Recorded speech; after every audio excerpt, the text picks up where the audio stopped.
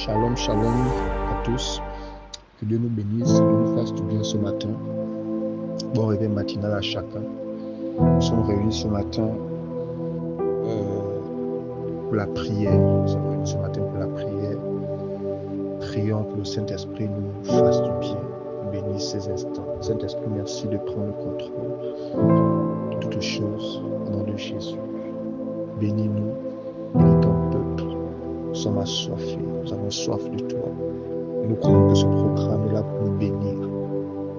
Que ton nom soit béni, que ton nom soit glorifié, que ton nom soit magnifié. Au nom de Jésus-Christ. Au nom de Jésus-Christ. Alléluia. Donc ce matin, nous allons prier et nous sommes prier autour de notre thème ce matin qui est le royaume de Dieu ne consiste pas en parole. C'est le thème de ce matin. Le royaume de Dieu ne consiste pas en parole. Le royaume de Dieu ne consiste pas en parole. Et donc pour ce faire, nous allons lire la parole de Dieu. Déjà, notre thème est tiré d'un verset biblique. Notre thème est tiré de 1 Corinthiens chapitre 4, verset 20. Donc nous allons lire dans 1 Corinthiens chapitre 4, verset 20. Il déclare: car le royaume de Dieu ne consiste pas en parole, mais en puissance. Car le royaume de Dieu ne consiste pas en parole, mais en puissance. Nous allons également lire, pour comprendre, nous allons lire dans Exode, chapitre 19, le verset 6.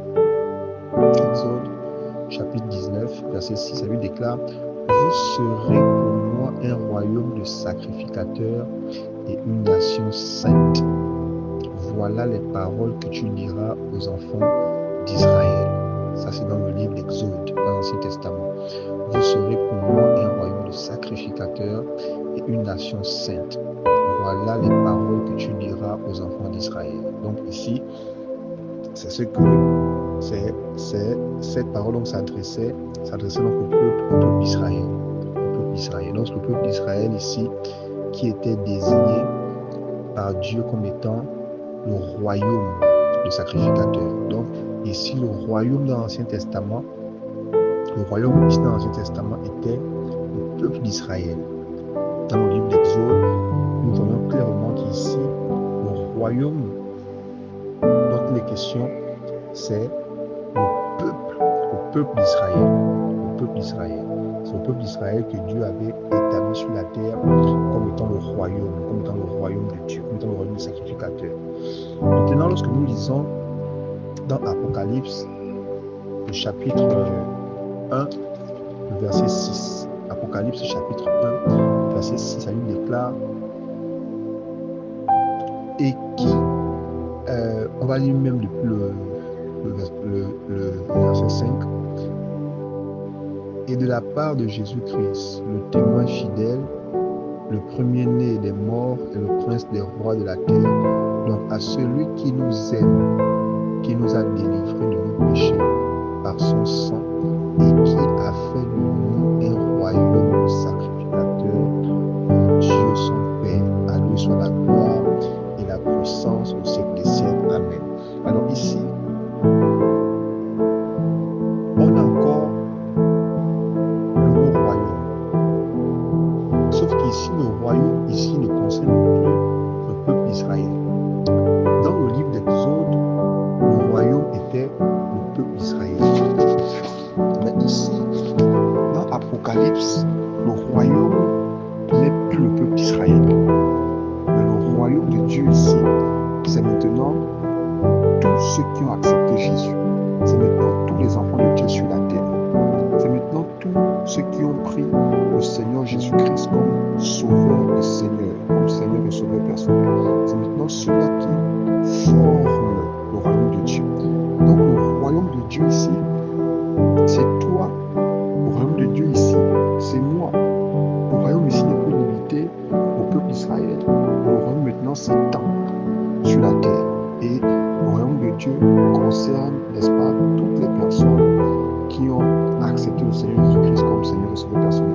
Donc ici, le royaume de Dieu est constitué de toi déclare dans 1 Corinthiens que le royaume de Dieu ne consiste pas en parole, mais en puissance. Le royaume de Dieu ne consiste pas en parole, mais en puissance. Ça veut dire que nous ne devons pas être dans des discours. Lorsque nous nous levons, lorsque nous devons agir, lorsque nous nous mettons en action, nous ne devons pas être dans des discours, dans la parole. Nous devons être dans la démonstration de la puissance. Nous devons être dans la démonstration de la puissance. Ça veut dire que c'est nous qui sommes le royaume de Dieu qui devons démontrer la puissance de Dieu. On doit démontrer la puissance de Dieu. Nous ne sommes pas là pour les théories, mais nous sommes là pour démontrer la puissance de Dieu. Donc, le royaume de Dieu, c'est toi et c'est moi. Et donc, nous devons démontrer la puissance de Dieu. Et ici, donc, j'ai noté 3 points. 3 points.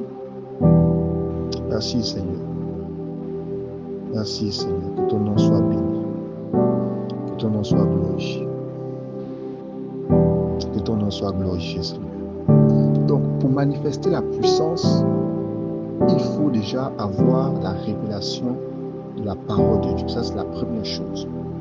Ça veut dire que le royaume de Dieu va manifester la puissance. Ça veut dire que nous, en tant que royaume de Dieu, nous devons manifester la puissance. C'est ça, le royaume de Dieu ne consiste pas en parole, mais en puissance. Donc, nous avons l'obligation, la responsabilité de manifester la puissance. Et ici, j'ai relevé que pour manifester la puissance, il faut déjà avoir la révélation de la parole de Dieu. Car la Bible déclare dans le psaume que la révélation de ta parole est claire. La révélation de ta parole est claire. Ça veut dire que la première puissance que moi je relève ici, c'est donc la puissance de la révélation de la parole. Parce que si je n'ai pas la révélation de la parole, je serai soulevé par tout vent de doctrine. Un enfant de Dieu qui veut opérer dans la puissance doit avoir la révélation de la parole. La révélation de la parole. La Bible déclare que la révélation de ta parole est claire. Donc ce n'est pas seulement la parole elle-même qui est claire. Ce n'est pas la parole elle-même qui est claire. Parce que si tu prends la Bible et que tu te mets juste à lire la parole, lire, ce n'est pas cette parole-là qui est claire. Mais quand cette parole-là devient une révélation, c'est là qu'elle est claire. Quand tu as la révélation par rapport à une situation bien précise, quand tu as la révélation précise à une situation précise, c'est là que la parole vient maintenant pour éclairer. C'est là maintenant que la parole est puissante. C'est là maintenant que la parole est puissante. Voilà pourquoi je dis que pour manifester donc la puissance, il faut déjà avoir la révélation de la parole. Celui qui a la révélation de la parole, il aura la puissance.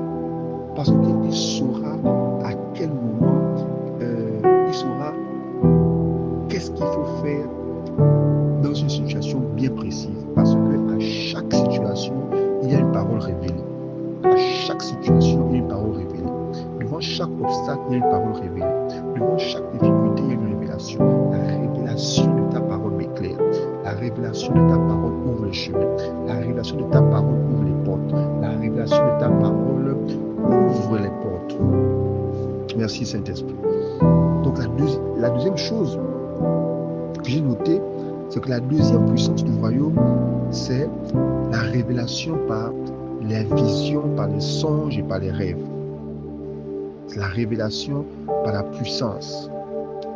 C'est la révélation par la vision, pardon. Donc c'est la révélation par la vision. C'est la révélation par les songes. C'est la révélation également par les rêves. Nous allons lire dans 1 Corinthiens chapitre 4, verset 18 à 19.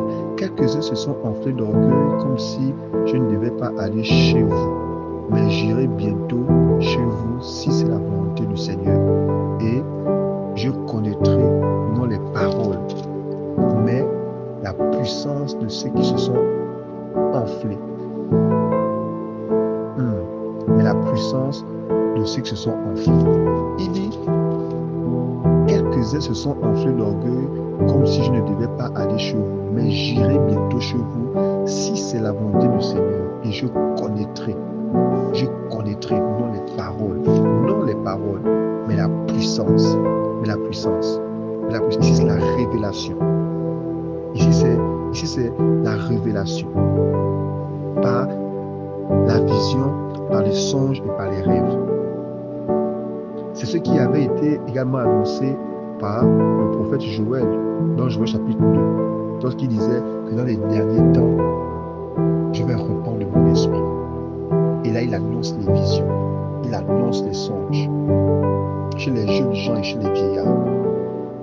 Pourquoi? Parce que nous sommes dans une génération où il faut manifester la puissance par la vision. Il faut manifester la puissance par les songes. Parce qu'aujourd'hui, le Seigneur travaille beaucoup avec les songes, avec les visions. Et un royaume puissant est un royaume à qui Dieu parle. Et Dieu parle à travers les visions. Dieu parle à travers les songes. Dieu parle à travers les rêves. Donc, il faut manifester également la puissance à travers les visions, à travers les songes et à travers les rêves. Un royaume puissant est un royaume à qui Dieu parle et à qui Dieu parle à travers les visions, à travers les songes, à travers les rêves. Nous ne voulons plus être un royaume surpris par les événements, un royaume surpris par ce qui nous arrive, un royaume surpris par les circonstances. Pourquoi? Parce que nous n'avons pas été avertis par Dieu, parce que nous n'avons pas été avertis par le Saint-Esprit. Mais si nous avons l'avertissement par le Saint-Esprit, l'avertissement par les songes, par les visions, nous ne serons plus surpris, nous saurons quoi faire demain, nous saurons qu'est-ce qui arrivera demain, nous allons même nous préparer.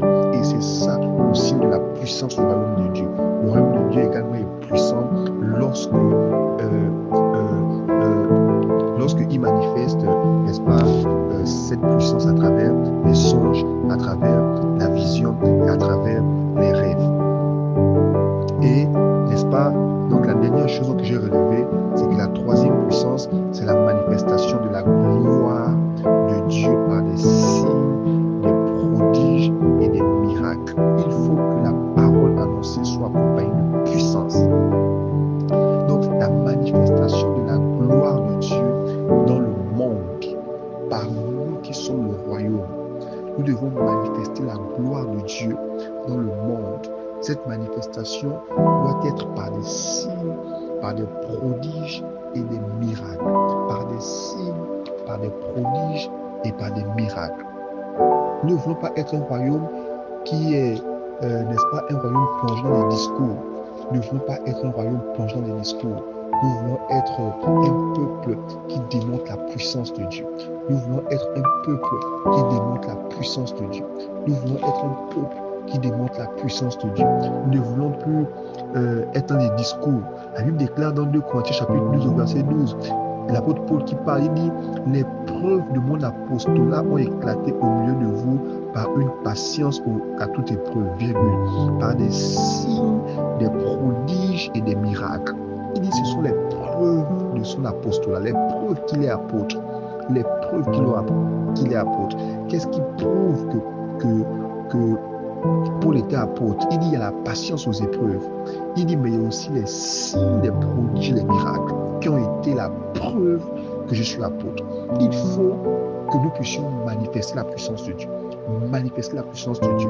Là où nous sommes, dans nos maisons, au lieu de travail, en famille, partout où nous sommes, nous devons manifester la puissance de Dieu. C'est pourquoi ce matin, nous allons prier. Nous allons prier pour la manifestation de la puissance de Dieu. Déjà nous allons prier pour que nous puissions avoir la parole révélée. Nous prions pour la révélation de la parole de Dieu. Nous prions ce matin que le Seigneur nous emmène à avoir la révélation de sa parole dans chaque situation. Seigneur, nous te prions ce matin au nom de Jésus-Christ. Donne-nous, n'est-ce pas, d'avoir la parole qu'il faut, au moment qu'il faut. Ah Jésus, nous déclarons au nom de Jésus, nous déclarons au nom de Jésus, face à toute situation, face à une épreuve, face à une difficulté, nous déclarons, Seigneur, que ta parole, que la parole révélée est notre partage au nom de Jésus, car nous avons compris que devant chaque situation, il y a une révélation de ta parole. Devant chaque difficulté, il y a une révélation de ta parole. Devant chaque porte fermée, il y a une révélation de ta parole. La Bible déclare que c'est la révélation de ta parole qui éclaire. Seigneur, nous voulons que ta parole nous éclaire, mais la parole révélée, qu'elle vienne nous éclairer au nom de Jésus. Au nom de Jésus, au nom de Jésus, là où il y a les ténèbres dans nos vies, que la révélation de ta parole nous éclaire, que la révélation de ta parole nous éclaire, au nom de Jésus, au nom de Jésus, au nom de Jésus. Nous voulons lire, nous voulons méditer, mais nous voulons également avoir la révélation, la révélation, la révélation. Nous voulons avoir la parole appropriée, la parole appropriée, la parole qu'il faut, la parole qu'il faut, la parole qu'il faut. Nous ne voulons pas, n'est-ce pas, réciter la parole simplement, mais nous voulons la proclamer par révélation, car lorsque ta parole est proclamée avec révélation, elle a une puissance, elle est une puissance, elle est une puissance, elle est une puissance, elle est une puissance. Au nom de Jésus, au nom de Jésus, tu dis que le royaume de Dieu ne consiste pas en parole, mais en puissance. Nous voulons être puissants par la révélation de ta parole. Nous voulons être puissants par la révélation, par la révélation, par la révélation, par la révélation. Viens augmenter notre niveau de révélation de ta parole. Seigneur, augmente le niveau de révélation de ta parole, de révélation de ta parole, de révélation de ta parole. Nous ne voulons pas lire la Bible comme tout le monde. Nous ne voulons pas comprendre la Bible comme tout le monde, mais nous voulons comprendre la Bible dans les profondeurs. Emmène-nous dans les profondeurs de ta parole. Emmène-nous dans les profondeurs de ta parole, de ta parole, de ta parole. Au nom de Jésus-Christ, au nom de Jésus-Christ, au nom de Jésus-Christ, au nom de Jésus-Christ, au nom de Jésus. Car c'est la révélation de ta parole qui éclaire. À toi la gloire, Jésus. À toi la gloire, Jésus. À toi la puissance. À toi la majesté. Que ton nom soit glorifié. Que ton nom soit magnifié. Merci pour la révélation de ta parole. Merci pour la révélation de ta parole. Au nom de Jésus-Christ. Nous voulons également prier ce matin. Que le Seigneur nous emmène, n'est-ce pas, manifester la puissance par les signes, par les visions, par les rêves et par les songes. Nous allons prier que le Seigneur se révèle à son peuple. Que le Seigneur nous parle par les visions, par les songes, par les rêves. Nous ne voulons plus être surpris des événements alors que nous avons un Dieu qui parle. Nous ne voulons plus être comme tout le monde, comme les païens. Nous sommes tous surpris par les événements. Nous sommes tous surpris par ce qui arrive. Mais nous avons un Dieu qui parle. Que ton sommeil ne soit pas un sommeil comme le sommeil de tout le monde. Que ton sommeil ne soit pas comme celui de tout le monde. Que lorsque tu dors, c'est ton corps qui se repose, mais ton esprit est en contact avec le Saint-Esprit. Et là, le Seigneur vient nous parle. Et là, le Seigneur vient nous parle. Seigneur, nous te prions ce matin.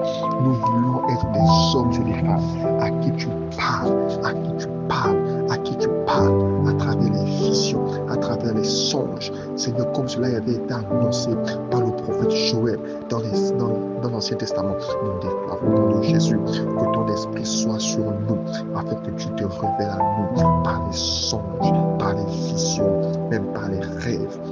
Au nom de Jésus, au nom de Jésus, au nom de Jésus, nous ne voulons pas rêver comme tout le monde. Nous ne voulons pas rêver comme tout le monde. Mais nous prions que lorsque nous rêvons, c'est que tu viens nous parler. C'est parce que tu viens nous parler. C'est parce que tu viens nous parler. Au nom de Jésus, au nom de Jésus, parle-nous. Parle-nous, avertis-nous, annonce au nom de Jésus, au nom de Jésus, au nom de Jésus, au nom de Jésus. Au nom de Jésus, tu es le Dieu qui parle.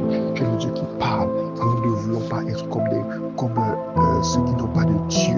Nous ne voulons pas être comme ceux qui sont sans Dieu. Nous ne voulons pas être surpris par les événements, par les difficultés. Nous ne voulons pas être surpris par certaines décisions. Mais nous voulons que toi, le Dieu qui est plongé dans le secret, que tu viennes dans le secret de notre sommeil, que tu viennes te révéler à nous, que tu viennes nous parler, que tu viennes nous avertir, que tu viennes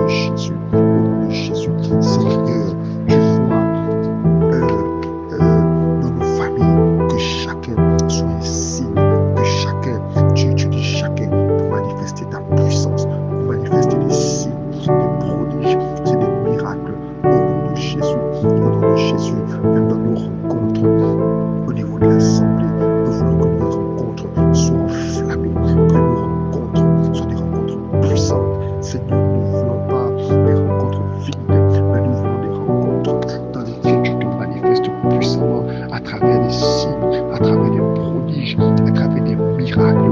Nous voulons être un ministère de miracles.